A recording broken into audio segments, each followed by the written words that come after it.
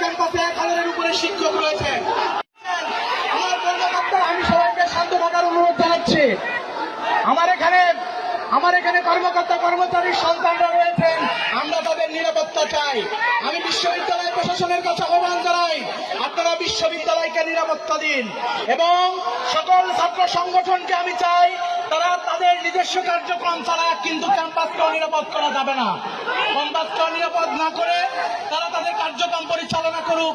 আমরা চাই একটি শান্ত ক্যাম্পাস, আমরা চাই নিরাপদ ক্যাম্পাস, যেই ক্যাম্পাসের মাধ্যমে শিক্ষার সুস্থ পরিবেশ থাকবে এবং যেই ক্যাম্পাসের মাধ্যমে সেই আওয়ামী ফ্যাসিবাদের এবং ছাত্রলীগের রাজনীতির পুনরাবৃত্তি হবে না।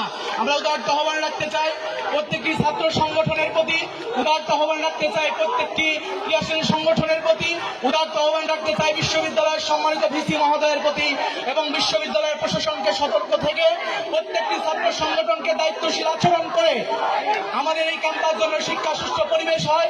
সাধারণ শিক্ষার্থীরা এই পরিবেশ কখনোই কামনা করে না, এই পরিবেশকে আমরা সকলেই ভয় পাই, এই পরিবেশ আমরা কখনো চাই না।